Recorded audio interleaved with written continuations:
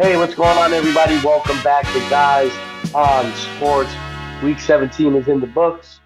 We move on to week 18. Hopefully, you're celebrating the championship. I know I bowed out early. I don't know about you guys. Either way, we're here to pick up the pieces, recap, look at what we did wrong, what we did right, and we have a few segments looking forward to next year. Some way too early ideas about who we're moving up, who we're moving down, and some calls we got right. Mark, Rocky, how you guys doing? Good. Very good. Great Christmas. Scored a pretty good gift for once in my entire marriage. So that's good. What about you, What Mark? was it? It was What a, was your gift, Rocky? What was your it was a PS5.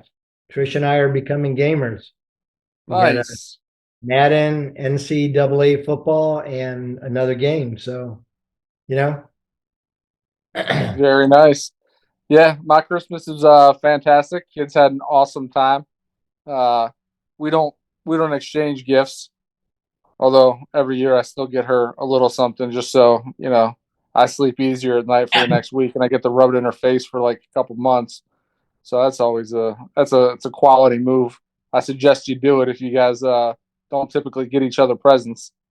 But yeah, kids had a great holiday. I had a couple days off. Fantastic. How about you, Phil? Christmas was good as always. PS5, that was on our best gifts list. Go listen to Guys on Draft. But that's pretty cool. Me and the wife always exchange gifts, so that was fun. Kids had a great time, but I got sick, unfortunately. Probably hear it in my voice, so I don't want to drown you guys or torture you with that for too long. We're gonna get into our first order of business, another classic installment of one of our greatest segments. What did we learn?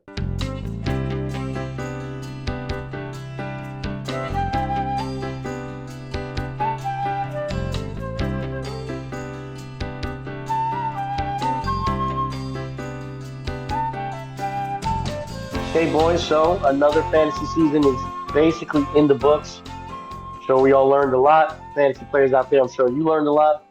We're going to start with looking at some guys that we maybe underrated coming into the season and are going to rank them higher going into next season. Now, of course, things can change based on injuries, free agency moves, draft, etc. So this is a way too early. We're going to talk about our jumpers in the rankings. So, Mark, I'm going to start with you.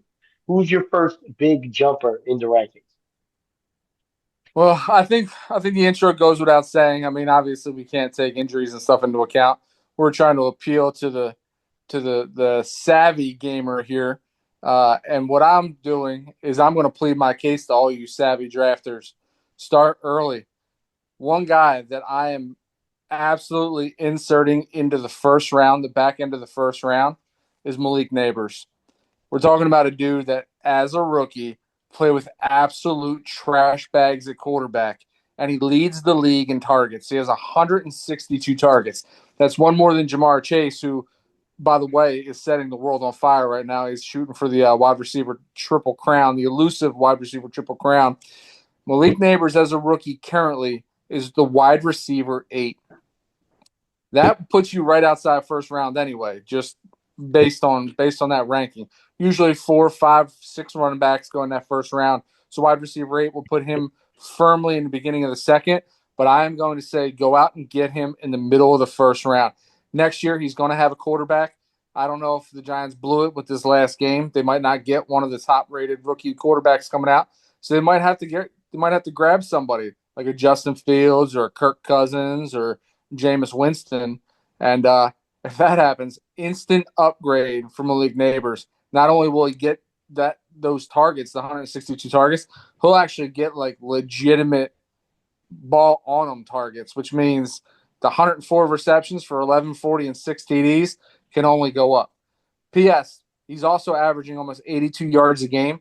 That is in the same class as Jamar Chase, Justin Jefferson, A.J. Brown, Puka Nacua, and Nico Collins. He is the 6th highest yards per game wide receiver in the league right now, and he's a rookie. Get him in your first round next year without a doubt. All right, Mark, I like that. I just want to remind you, hey, in the interest of time, try to keep it a little shorter so we could chime in. You said basically everything we could say. I'll just add one thing. I don't know if I heard you say it early. I think it's important to remember that he did that in 14 games as well. So, yeah, I totally agree with you. I'm sure Rocky does. But I'll let Rocky go ahead and talk about his big jumper. Yeah, so my first big jumper is a guy that I was skeptical about starting this year. It was a trade that the Browns made for Jerry Jeudy, and Jerry Jeudy up to this point had not proven that he was a wide receiver one. But here's what impressed me. Going into the eighth game of the year, he had less than 30 targets, and he had games where he had 25, 27, 16, 35, and 18 yards. He had virtually nothing. But from game 8 on, he amassed over 100 targets, finished the year with 84 receptions, almost 1,200 yards, and 4 touchdowns. I don't know who the quarterback in Cleveland is going to be, but I do think there's going to be an upgrade over Deshaun Watson.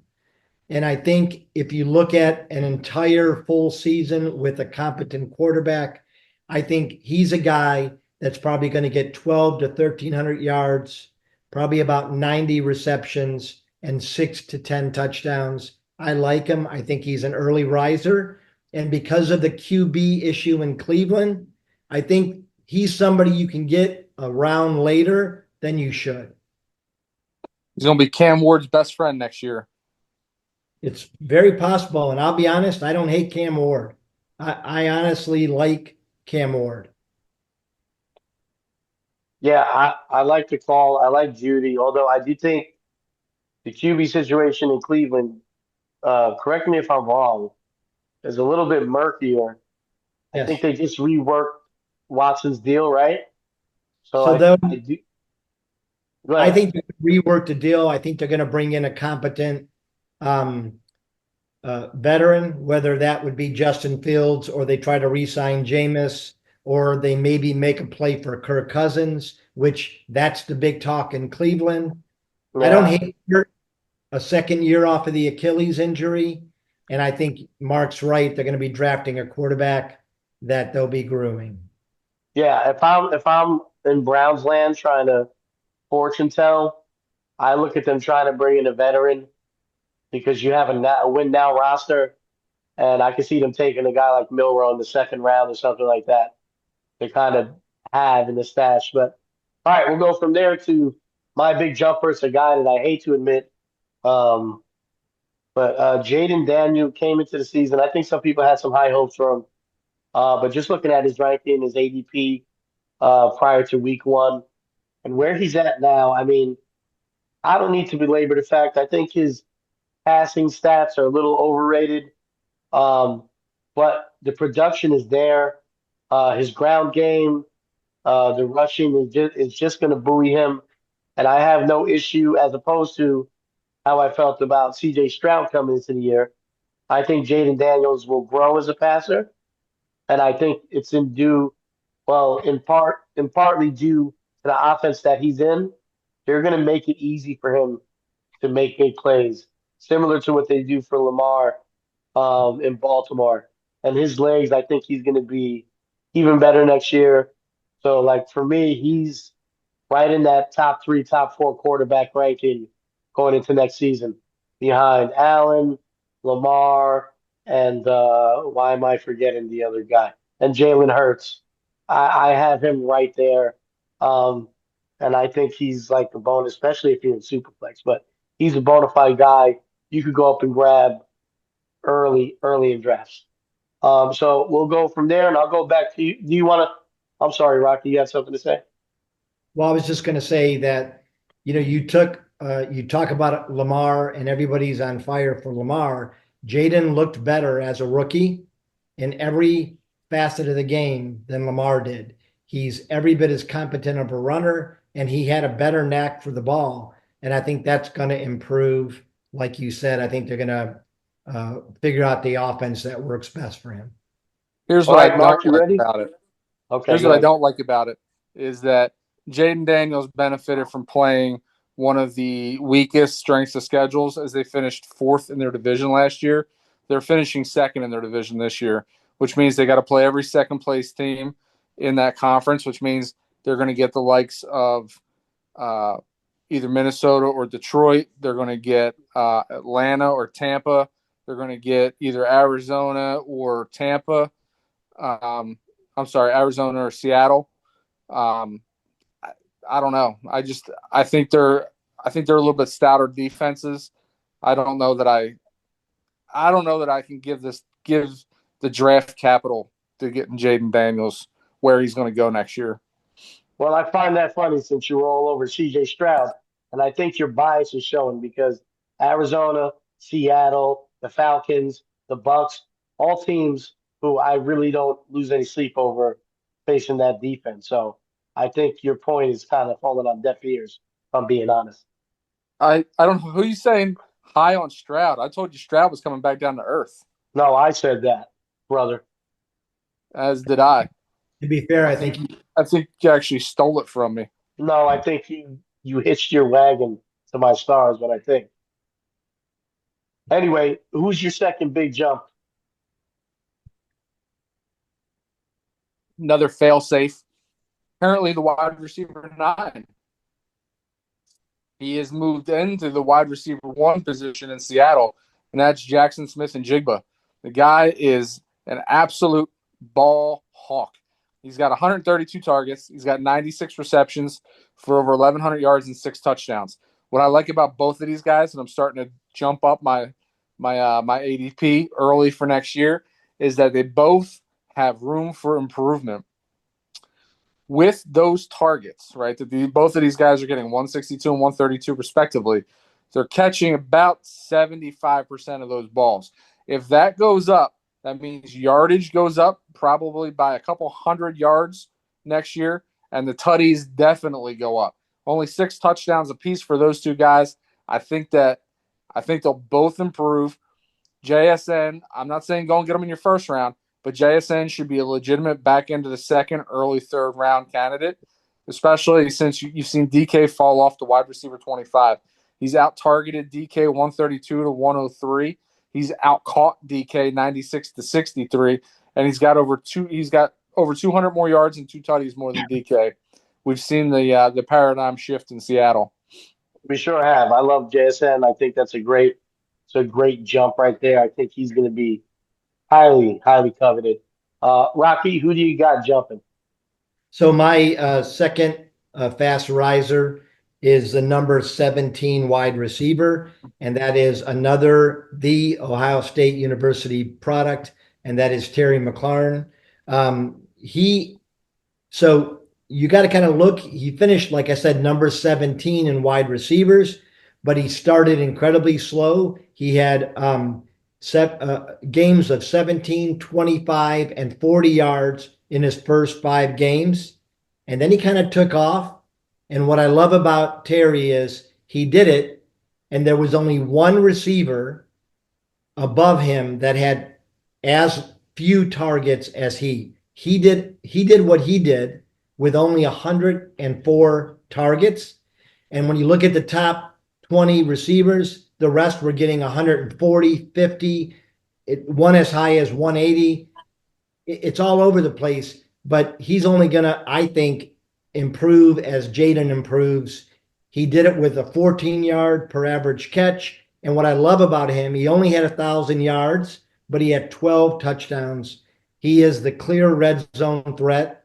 And I think that's going to continue next year. Yeah, I can't disagree. I mean, coming into the season, I wasn't high on Scary Terry, but he has proven me wrong. Mark, you have anything on that? No, sir. Okay, so I'll get into my last jumper. It's a guy I've been beating the table for a few years. Mr. Cortland Sutton, who was wide receiver 40 coming into this season. He's going to finish right at or around wide receiver 10. He's going to get 1,000 yards. upwards of 125 targets, 75 receptions. But the thing to keep in mind here with Cortland Sutton is he didn't really start to come on until Bo Nix really started to come on. Since week 10, he's brought in 5 touchdowns. They began to look a lot more like a wide receiver quarterback duo that you could see in Denver for the next 2 to 3 years playing together before they had to get some more young blood in there. I like the emergence of Marvin Mims, who could kind of spell him on the other side of the field, but he's a man. He's a big guy. He runs good enough routes, high points the ball, and he's strong. I just love him as a receiver in general. And with Bo Nix and Sean Payton there finally getting the offense clicking, I think next season he's still going to be undervalued. And I think he's going to outperform his draft, whatever his ADP is. I'm talking, double digit touchdowns. I feel like are almost a lock for him as long as he's healthy and 1,200 yards, all that kind of stuff.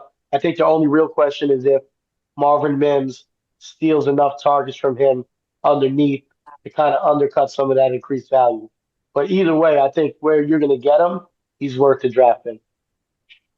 I like that pick. I think Cortland Sutton, it's evident in his body structure that he put on a little bit of muscle this offseason Yep. so that he can keep himself a little bit healthier. The guy is an animal. He attacks the ball. He's one of those few receivers in the league that come back to the ball and absolutely attack it. Bonix is playing like he looks like he doesn't even look like he's a rookie, man. He's doing friggin' phenomenal. Sutton's his man. And on top of that, Denver, I think, correct me if I'm wrong, I think Denver's going to finish third in that division. So they're going to benefit from a pretty weak strength of schedule next year, too, which means Denver could be tossing the ball around a bunch. Sutton could end up having a huge year. You get Sutton at a value, you're looking at a wide receiver.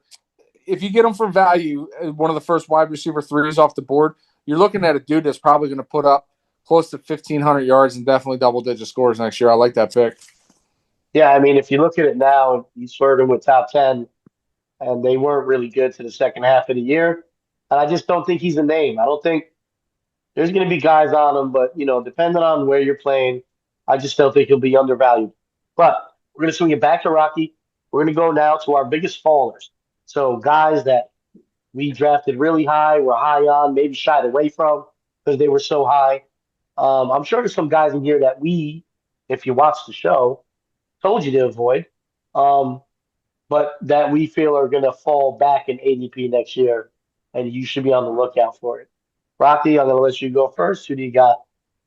Yeah, this one hurts me to talk about. He is a guy that is universally liked on his team and in the NFL.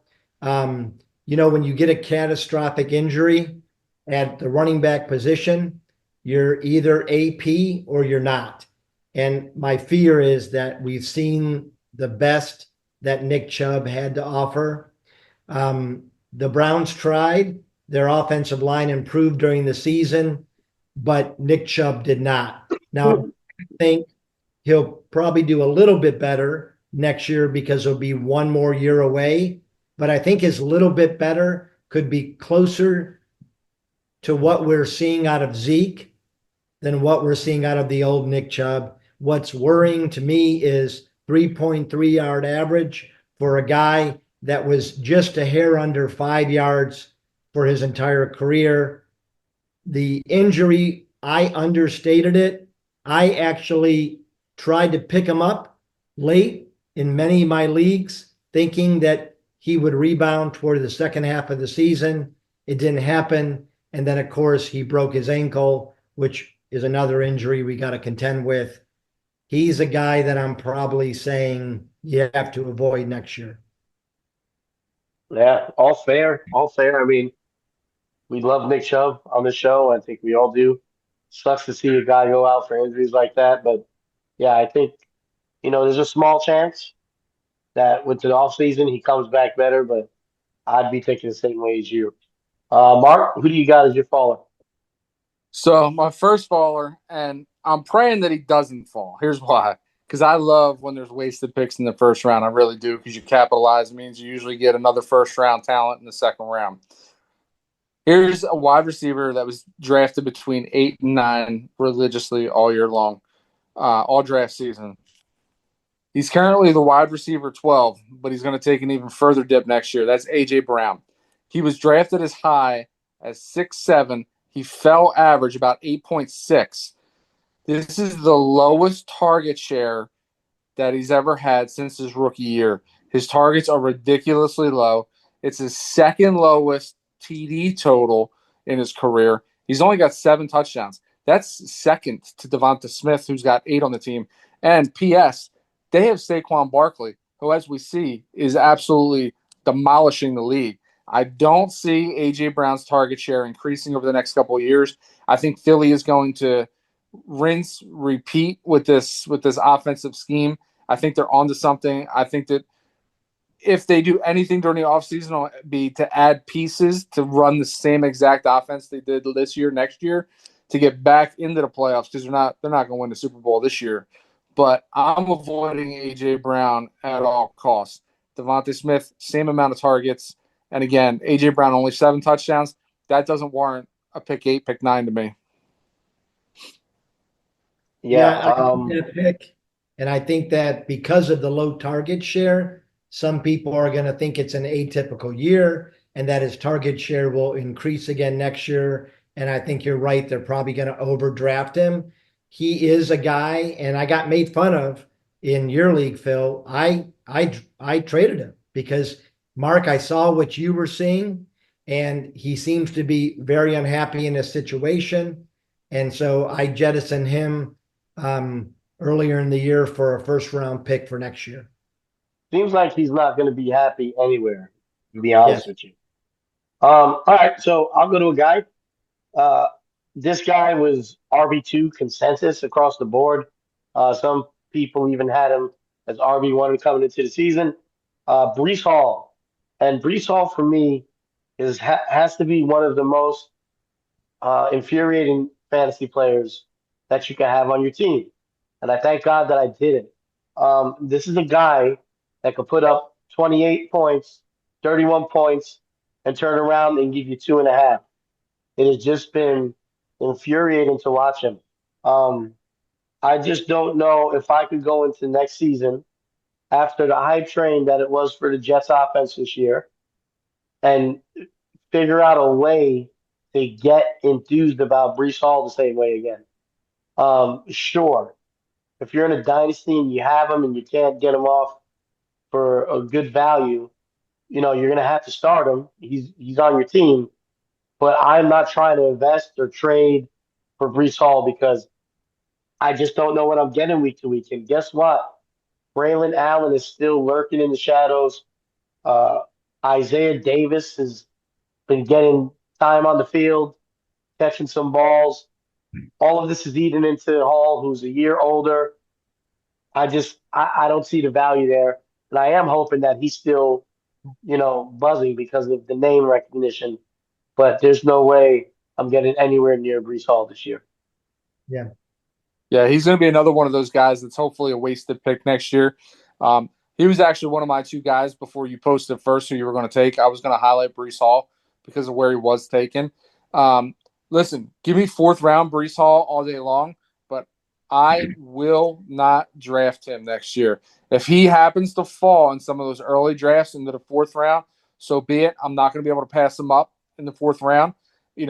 We're gonna catch some hell when we post this right now, even toying with the idea that Brees Hall falls to the 4th round. But let me tell you, he's giving you 4th round production at the very best right now. So it's not far fetched. Avoid him. Well, I don't think people should spin out. I mean, he's put up 5 single digit fantasy performances. He has about 3 other ones that are pretty close to being single digits. I mean, where he's at, if you look at his numbers, is buoyed heavily by 4 big games. And the rest of it was kind of mid to very below average. So just a classic, boom or bust guy. And the problem is I just don't know that I see it getting better. So People also that's my big thing. people also forget that he's got 2 arthritic knees at his age. He Yeah, sat out the Cheez-It Bowl, and I'm still pissed at him for it because we had tickets to it, and I was looking forward to watching him run in that game. But he ended up you're a big sitting out cheese that it. game. Yeah, it was the Cheez-It Bowl over at the Citrus Bowl. 2 arthritic knees, and because of that, he wasn't drafted where he should have been drafted either. He slid down a little bit. There was questions concerning his health. You know, guess what? Arthritis only gets worse with age. So, put another year on the tread of those tires, and again, I think all signs point to him falling down the board. All right, Mark, give us your second forward. This one was easy for me. This is eye popping. We're talking about a guy that his average draft position was 2.4. He was going number 1 overall a lot of times, number 2, and the furthest I saw him fall all season long was pick 5. That's Tyreek Hill. He's currently the wide receiver 25, right? He just, I don't know, man. He doesn't look the same. I don't know if he's got too many houses to hit for Christmas nowadays, but this guy does not have the burst. It doesn't look like he's playing with the same oomph. He's got the lowest yard total that he's had since 2019. So his last year in Kansas City. He's got the fewest touchdowns he's ever had since his rookie year. He's tied with his rookie year for 6 touchdowns. He is down 50 targets. Now, you're going to have someone come on here that's a casual and say, well, he didn't play all of his games. Yes, the hell he did. He played all season long. Health was not a concern for Tyreek Hill. He's got 50 less targets. You're talking about a guy who had 170 targets for 2 straight years. He's got 50 less targets, and you're taking him second and third overall? Come on, man. That's another wasted pick. I can't wait to get in these drafts this year and hopefully pick towards the end of the first round because I'm going to come up with goddamn gold. I cannot wait. It's going to be a wasted pick. He's got 79 receptions. Guy's not even going to hit 100 receptions, and it's his third lowest yards per reception. So the burst isn't there. It's gone, just like Tyreek Hill should be off your draft board. Gone. All right, I got to retort that just a little bit. I'm hoping everybody's thinking like you. I really am, because I think the problem with Tariq Hill this year has not been Tariq Hill. It's been that offensive line, and it's been the quarterback play. He was healthy. Tua Tagovailoa was not healthy all year. He's playing with the likes of Skylar Thompson and some grab bag of nuts guys that just were not getting him the ball. On top of that, that offensive line has looked nothing like what it looked like last year. The running game is not there. I think that's a big, big part of the lack of production. What I really think is going to happen now, this is galaxy brain here. I think there's a chance Mr. Tariq Hill is not in Miami next season, and he's in a new situation. And I'm hoping people are going to think like you are, because I do think that's going to be the off-season kind of thing. Say that he's lost a step. I think he'll be productive, and you're not going to say anything else. Shut up. No, I Don't have. stop. I don't know. You're not. This is why your pushback stinks, because you should know better than anybody else. Malik Neighbors had less at quarterback, had less at offensive line, and did double the damage. Tyreek Hill is done. Stick a fork in him. The thing that worries me about Tyreek Hill is, first of all, he's got 90 kids. First of all, he's got a lot of things dragging his attention. 91. He has said he has thought about retiring, and what I saw this year is a lack of effort. I've never been able to say that about Tyreek. I felt like he took plays off and he adjusted down to the quarterback instead of pulling the quarterback up with his amazing abilities, which is what we saw with Malik Neighbors, Brian Thomas Jr.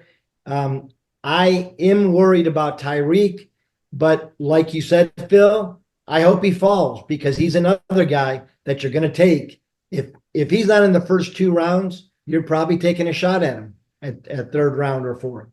Where's All Max right, Kellerman? Give Rocky like 4 points on that one. All right, Rocky, who's your fall? My guy is a receiver that has used incredible speed and an incredible elusive ability to really make a mark in this league. He's made a mark as a receiver, but also as a rusher. and it just felt like the wheels came off this year, and that is Deebo Samuel.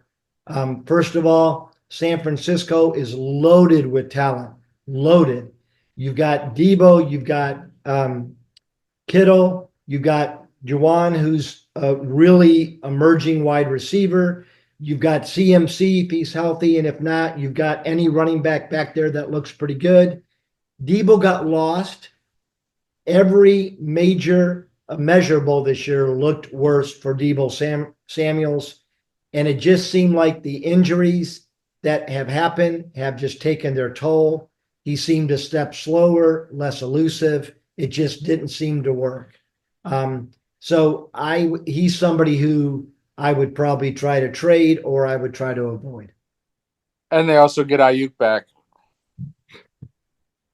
Yeah, I mean, I'll just add on to that. I'm looking right now. We're talking about 8 games, single digit fantasy points. We had a 0 on the board there. Yeah, too much hot and cold. We're talking 4 games again. Another Brees Hall stat where he really put up points this year, and the rest of it was not even mid. I mean, the rest of it we got a 3, a 3.1, a 6.1, 4.0, 5.5. Just putrid numbers. So yeah, I'm all on board with you with Debo. I think he's a very hot and cold player. Um, to me, he's a flex player. Like maybe you put him at your flex, hope for a big Debo game, but that would be in a week where I don't have a guy that I trust more there, to be honest with you. Well, Um, and I was trying to figure out like what round would I be interested in taking him? And honestly, it's probably round 6 or farther down. I was gonna Yeah. say 7 or 8th Yeah. round where I feel good. We all got our finger on that pulse. It's also not a good sign when your team's out of playoff contentions and you're returning kickoffs as the supposed wide receiver 1. Yep. Well, and even Right? Well, yesterday's game, in a game where they scored over 30 or they scored 30 points, his only salvation is he snagged a touchdown. But otherwise, his target share and his yards sucked. yeah, Like they did. it's just not a good look. Well, guys, I love the segment. Some good takes there. Um, please, if you're listening to this, take heed. We're going to recap some of our good calls from earlier in the season just to show you that we know a little bit, not a lot, just a little bit. That's ridiculous. Um, and we're going to talk about it in Get Bold. That's how you get bold. Okay, boys, get bold. Before the season started, we were firing off bold takes left and right during camp. Some famously getting us ratioed on TikTok, but that's okay because sometimes you got to be able to stand in the midst of the storm and proclaim the truth, and that's what we did. So we're just going to call out a few of our calls. We don't have to get crazy, but throw them out there. I'm going to start with Rocky. Rocky, what's a call that you're particularly happy with? So I'm not going to go into depth here because you already did in your fast risers, and that was Jaden Daniels. I in the offseason said he would be the best quarterback coming out of the draft, partly because of Caleb's situation and his offensive line. But Jaden is just too appealing to me, and I'm proud because this has been a decent year for quarterbacks. Honestly, Caleb hasn't looked as bad as people say he has. I think he's going to be a good, competent quarterback in the NFL. I like Bo Nix, but Jaden just seems to be a touch above, a little bit special, and I think I saw that pretty early. Saw that definitely in college. I think the call on Jaden was a great call. I will say Caleb's numbers are better than Jaden's, Yes, even with the terrible better through record. the air. Better through the Huh? air.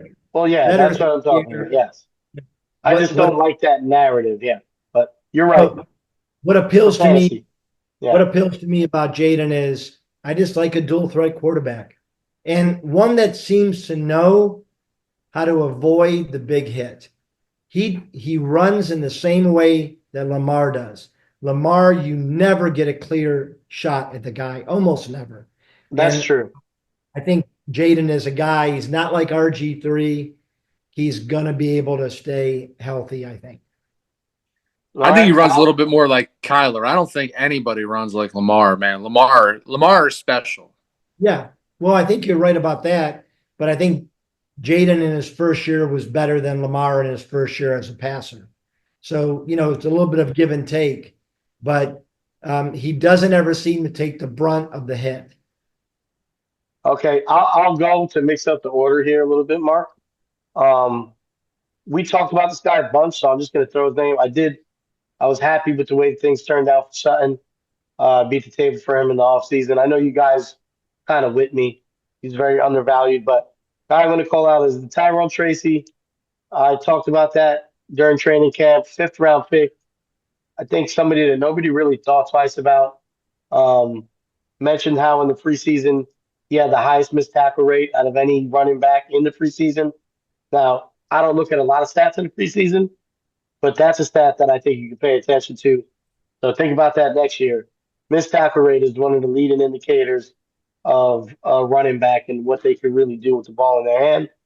And Tracy's, I think, shown to be a guy that I think you're going to have to consider making a starter for your team next year. And I think that's like a world away from where he was prior to the season. Um, he's good in the pass game. He's good in the run game. Solid runner. He's been healthy. I like Tyrone Tracy. Yep, I agree with that. I think we saw what we needed to see, and he seems like he's going to be a developing receiver out of the backfield too. For sure. Yeah, I think you're forced to have to like Tyrone Tracy too, because that's the biggest blunder in Giant history was letting go of Saquon. All right. So first off, let's stop the Caleb hate. All right. Caleb sacked 67 times and hit another 90. That offensive line sucks. It's not Caleb's fault. Caleb is setting all kinds of records as a rookie. He just set the rookie record for most consecutive passes without an interception. The guy can ball. All right, it's your turn, Mark. Is that your No, well, you didn't throw it to me. All right. So first off, I'm going to call back something I told you last year, and that was to get Chase Brown on every dynasty league team that you could, because guess what? You reap the rewards this year. Chase Brown absolutely went ham on the league. That was just a little extra, little sprinkle. Who I'm going to highlight is Joe Mixon. Why? Because I took a lot of crap on social media when I said that this would be Joe Mixon's best season as a professional. I had people just absolutely coming at me saying Joe Mixon had it great in Cincinnati. That offense was ridiculous. Now they're going to the Texans. Stroud is awesome. Stroud just wants to throw the ball around. Mixon's not going to get his chances. Guess what? In only 13 games, Joe Mixon, extrapolated across a full season, has put up his most productive year as a professional. He's got 99.8 yards per game. That's up from 95 yards per game with Cincinnati. He averages 4.7 yards per touch. That's up from 4.5 yards per touch in his best season in 21. So in 21, he was 4.5 yards per touch and 95 yards a game. Both of those numbers are up. His touchdowns are down. He's got 12 total touchdowns compared to 16. But again, he's also played 3 less games than he did in 21. So his total yardage is right there on par. He's got almost 1,300 yards. He finished with 15 and 16 in 21. Joe Mixon was on absolute fire this year. He proved not to be average Joe, and he looked great in this offense. He's the guy next year I'm going to start targeting again as well. all right, Rocky? You have any honorable mentions here? Yeah, just a guy that I would say we talked about a lot. We took a certain amount of crap, partly because I mispronounced his name. But this is a guy you got to target a lot like what Mark did. He was beating the drum for Chase Brown, and I'm going to beat the drum for Isaac Guerrero. He is a guy that when you look at his body of work, it's not that impressive, but there are impressive parts about it, including a 5.1 yard average every time he touched the ball and a better than thought ability to receive out of the backfield. With CMC taking another injury and it being unsure how long he can manage, he's a guy you've got to target and you've got to sign if you're in a dynasty league to a couple years, because he is the guy that San Francisco's bought in on. Anybody else for you, Mark? Nah, just them. So I mentioned CJ Stroud. I'll give you credit for that too, because you say so. But I think we did talk about CJ Stroud kind of having a lackluster second year. I think he was a little bit overhyped, and I think it's played out that way. Uh, did mention the Chargers. I think I might have been the only one there, being a real thorn in the side for the Chiefs and getting to the playoffs this year. But my favorite one is Baker Mayfield, who I banged the table for again this offseason and got him on my teams again. And he's just giving you like a top three quarterback performance. I mean, Baker Mayfield is throwing flames. Much to the chagrin of Chicago fans, I'm sorry, Rocky, but he's turned into a real – he's a quarterback. It's different than when he was in Cleveland. They have better weapons, I think, now than they did even in Cleveland. But I think he's matured and become a better passer.